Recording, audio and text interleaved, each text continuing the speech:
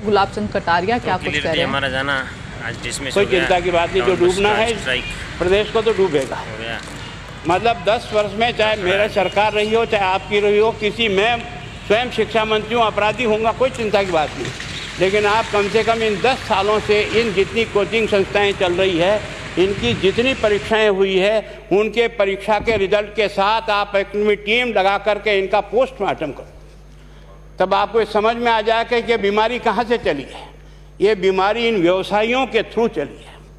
मैं और आप पेपर आउट करेंगे, पेपर लाऊंगा, 5 लाख दे दूंगा, 8 लाख दे दूंगा, मैं क्या 2 करोड़ 5 करोड़ 8 करोड़ दे सकता हूँ क्या भैया?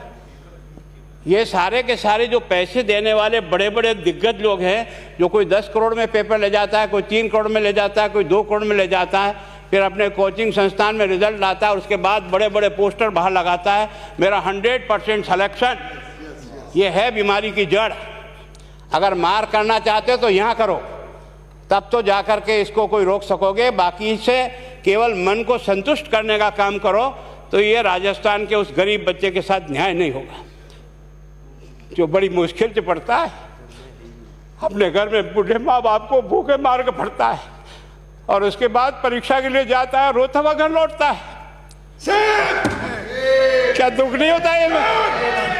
हम लोगों के मन में कोई रहम नहीं है कि आखिर उस बच्चे का क्या होगा जो अपनी बड़ी पीड़ा के साथ पढ़ रहा है। इन सारे पैसे वाले लोगों के पास में आपने सारी सरकारी नौकरियों को भेज दिया। मैं बहुत कड़वा सच बोल रहा हूँ। आज जो पिछले 8 साल में नौकरी में लगे ना, उन सब का भी पोस्टमार्टम कराओ, आपको लगेगा आधा फर्जी मामला निकलेगा। कोई है नहीं, कोई सोचने वाला है इस पर कि आखिर उसके दर्द को कौन जानेगा? है ना, जिस प्रकार से हमने परीक्षा के माध्यम से इन पैसे वाले लोगों को उतार करके सारे के सारे उन गरीबों की आशाओं के ऊपर पानी फेर दिया। रात और दिन पढ़ता है, भूखा प्यासा पढ़ता है, घर बेच करके पढ़ता है, खेत बेच करके पढ़ता है, लेकिन जब उसका सिलेक्शन नहीं होता तो जहर खा के मरता है। कोई इस पीड़ा को समझने के लिए तैयार नहीं है। और हम इस कानून को ला करके दुनिया को बताना चाह रहे हैं कि हमने इतना बड़ा कानून कर दिया, इस कानून से कुछ भी नहीं होगा। मैं आज आपको कह रहा हूं, ये जो आपने नए प्रावधान जोड़े हैं, मैं सोचता हूं कि मुझे कुछ बोलने की इच्छा नहीं, मुझे बहुत दुख है इस बात का। क्या होगा ये?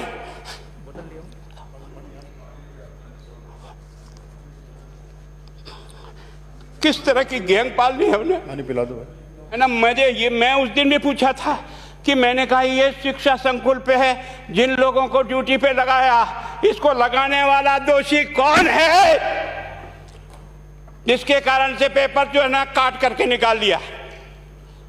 ये तो ठीक है, भाग्य हमारा अच्छा था कि सवाई माधोपुर की घटना फूट गई और एसओजी को उसमें हाथ में लग करके कुछ केस लग गया। अगर वो केस नहीं लगता तो आज आपकी सारी नौकरी पर इन सब बड़े बड़े दलालों के स्कूल में पढ़ने वाले बच्चे होते और मेरा गरीब का बच्चा अपना घर लौट के जाता। क्या दुर्भाग्य है। और इस कारण से केवल इसके लिए खुश मत हो जाओ कि हमने कानून बहुत सख्त बना दिया इसलिए अपराधी रुक जाएगा। नहीं, सिस्टम को बदलना होगा, ये परीक्षा का सिस्टम चेंज करना होगा। मैं सोचता हूँ कि क्या हम इतने अक्लमंद बैठे हैं, क्या इस व्यवस्था को चेंज नहीं कर सकते? क्या एक ही पेपर सारे राजस्थान में 20 लाख बच्चों को दिया जाए? क्या इसका कोई ऑल्टरनेट नहीं हो सकता? इसका ऑल्टरनेट सोचना चाहिए कि हम परीक्षा को टुकड़े टुकड़ों में कैसे कर सकते हैं। जिले के अनुसार पेपर नहीं, एक नहीं हम 25 पेपर बना सकते हैं। कौन से सेंटर पर कौन सा पेपर जाएगा कोई तय नहीं करेगा कौन सा जाएगा, और हम जो इच्छा होगी उस सेंटर पे वो पेपर भेजेंगे। और ये जितने भी प्राइवेट कॉलेजों में आपने सेंटर बना रखे उनको बंद करो, इनको तुरंत बंद करिए एक ऑर्डर से। जितने भी सरकारी विद्यालय है और सरकारी नौकर ही एग्जामिनर बनेगा और एग्जामिनेशन करेगा, तब तो आप इसको बचा पाओगे। ताकि आप और मैं कितने भी कानून बदल कर दें, आपका वो जांच करेगा, आपका वो अधिकारी आएगा। आपने कहा भाई सेशन जज के नीचे नियुक्ति नहीं होगी, इसके अलग से कोर्ट होगा, बहुत अच्छी बात है। प्रोविजन जो आपने डाले हैं वो स्वागत योग्य, स्वागत करता हूँ, पर इन प्रोविजन को लागू तो आप और मैं ही करूँगा, कौन करेगा? जब हम ही ठीक नहीं है तो इन प्रोविजन क्या रोएंगे अंदर बैठे बैठे? जब तक हमारा दिल और दिमाग ठीक नहीं होगा ना, इस बीमारी का इलाज नहीं होगा।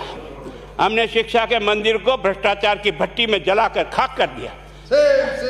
दुर्भाग्य है हमारा। जहां से कोई आशा की किरण दिखती थी उस गरीब को कि चलो मैं अपनी मेहनत से आगे बढ़ जाऊंगा, लेकिन अब वो निराशा में आ गया।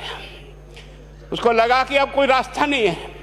और इस कारण से मैं सोचता हूं कि आप जिस भावना से लाया, मैं आपकी भावना की इज्जत करता हूं, लेकिन केवल आपकी भावना इन बेईमानों को नहीं रोक सकेगी।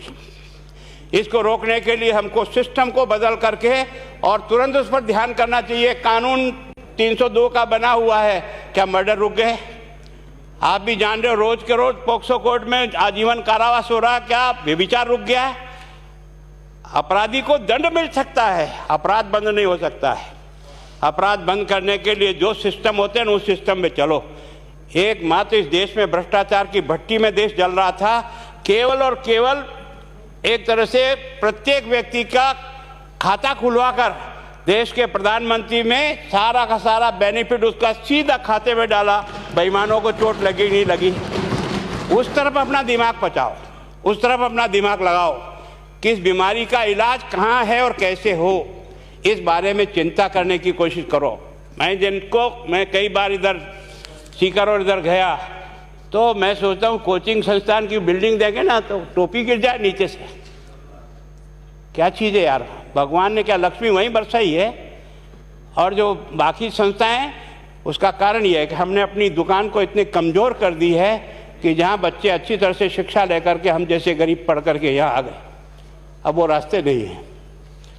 और इस कारण से मेरी बहुत विनम्र प्रार्थना है, इस बीमारी का इलाज चाहिए बच्चे को, कानून से नहीं होगा, कानून के अलावा होगा। और उसमें आप करें। धन्यवाद। Thank you. माननीय मंत्री महोदय।